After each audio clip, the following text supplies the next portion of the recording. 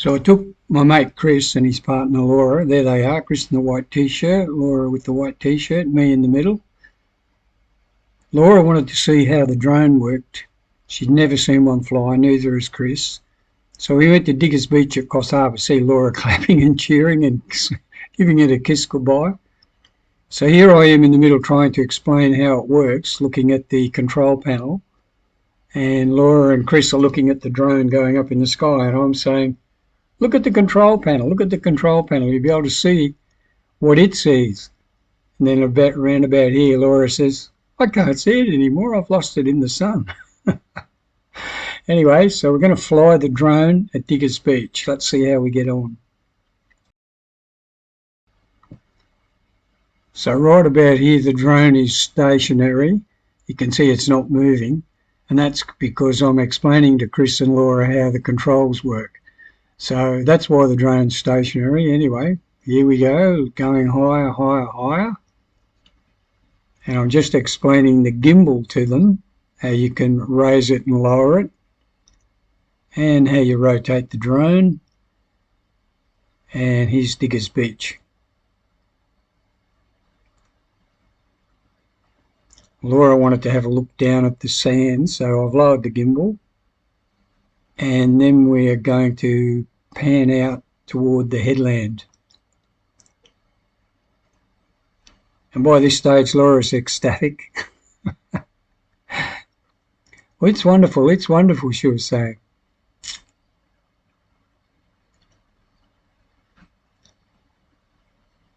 And we'll drop it down again to have a look at the beach and the waves breaking. I think it's around about here I changed the mode to sport to speed it up. You can see the drone getting a little bit faster.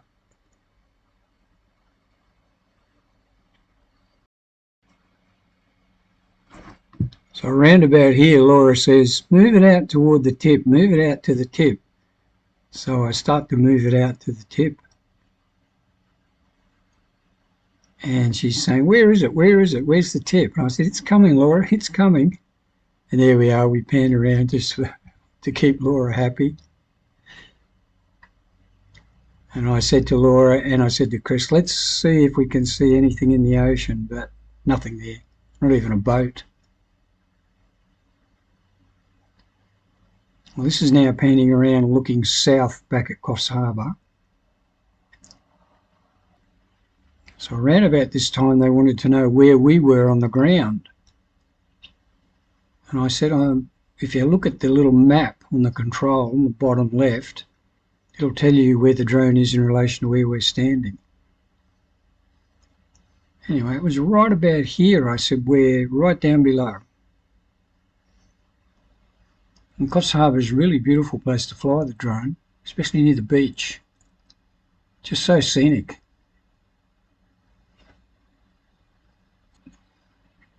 So now we're heading back over to the beach. I think it's around about here I start to get a loss of contact with the drone. Yeah, the control's very sluggish. See how slow it's moving even though it's in sport?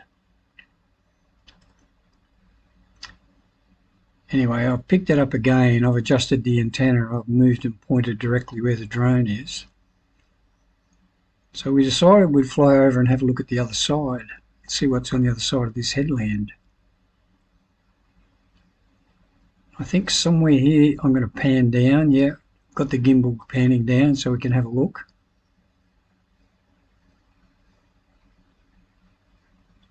And nothing there to see.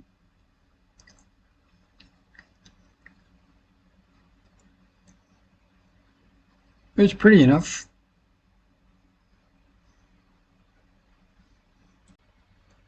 Well, let's pan around and have a look toward the south again. And I think it was around about here that I got a warning signal on the control panel that I'd lost contact with the drone. And that was mild panic because I looked at the battery, how much life we had, and it was down to 20%. And I thought, oh no, if I'm over the ocean and I have got no control, 20% battery is probably going to last 5 or 10 minutes, if that. Probably only about 8 minutes. And I thought, oh no, my drone's going to go for a swim. So it was panic stations. So by this stage, the drone's been hovering in place for 2 minutes. I've edited it out, but I'm looking down and I'm seeing that it's 985 metres away, and I haven't got a clear line of sight, and I've got tall trees around. So then I suddenly realised that by moving, I could get some sort of control back very, very slowly. So what I've done here is I'm slowly bringing it back toward me, back home, and it's going 985, 975, 965. So I'm counting down and I'm bringing it back, but I'm looking at the battery and it's down to about 15%. I'm still in panic mode.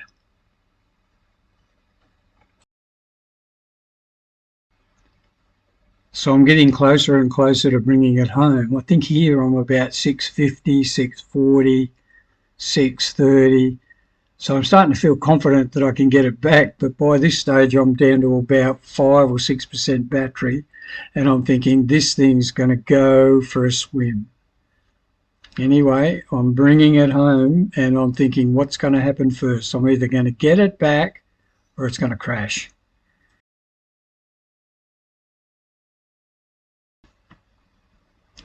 Now I've got the drone almost over where we're standing, and I'm reasonably confident that I'll get it down onto the ground before the battery gives out. So I've asked it to return to home, and it's going to hover right over us, and then down it'll come. I'm still in panic mode because I'm thinking, I hope this battery doesn't run out. I'm looking at it, I'm trying to find where the drone is. There it is, it's spinning around now. So it's going to start coming down. And here it is, down she comes. And I'm still hovering around about 5%, so I'm thinking I've got this licked. Down she comes. And meanwhile, Chris and Laura, because it was a hot day, they've decided to go and sit in the shade, and they didn't even know any of the panic that was going on. And they all thought it was just all normal routine flying. There we go, safely on the ground. Anyway, hope you enjoyed this video. Don't forget to subscribe and share. And Laura and Chris had no idea of my panic until they watched this video. Bye for now.